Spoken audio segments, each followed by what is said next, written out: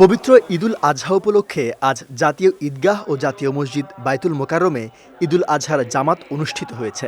শনিবার সকাল 7:30টায় জাতীয় ঈদগাহে ঈদের প্রধান জামাত অনুষ্ঠিত হয়।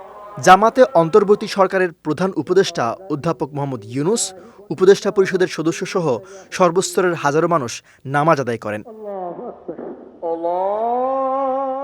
ঈদের নামাজ আদায় করতে সকাল 6:30টার পর থেকেই জাতীয় ঈদগাহে আসতে থাকেন মুসল্লিরা।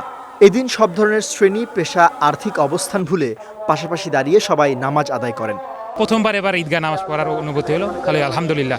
এই জীবনের প্রথম আমার সন্তানকে জাতীয় ঈদগাহ নামাজ পড়ছে, আমি তার আগে পড়ছি। এই প্রথমবার জাতীয় ঈদগাহ ময়দানে নামাজ পড়তে পেরে খুবই আনন্দিত। খুব ভালো লাগছে ঈদের জামাত পড়ে, সারা দেশবাসীকে ঈদ মোবারক। তো এখানে এসে অনেক ভালো লেগেছে। প্রথমে অনেক মানুষ, ঈদের দিন, খুশির দিন, নামাজ পড়লাম জাতীয় মসজিদে, আসলে ভালো লাগছে। নামাজ শেষে খুতবার পর মোনাজাত করা হয়। মোনাজাতে দেশের শান্তি, সমৃদ্ধি ও দেশের মানুষের সুস্থতা কামনা করে দোয়া করা হয়। পাশাপাশি ফিলিস্তিন সহ সমগ্র মুসলিম বিশ্বে শান্তির জন্য দোয়া করা হয়। দোয়া শেষে বুকে বুক মিলিয়ে হৃদয়ের উষ্ণতায় প্রীতির বন্ধনে আবদ্ধ হন সবাই। দোয়া করছি বিশ্ব মানবতার জন্য, নিজের ব্যক্তি, পরিবার, সমাজ এবং রাষ্ট্রের জন্য, ফিলিস্তিনের মুসলমানদের জন্য দোয়া করছি। আমি বিশ্বের মুসলিম উম্মার জন্য দোয়া করেছি। এই পবিত্র ঈদুল আজহা উপলক্ষে গাজাবাসীর জন্য দোয়া করেছি, সবার জন্য উন্মুক্ত দোয়া করেছি। তো আমরা যারা মুরব্বী আছে তাদের জন্য আমরা দোয়া করছি।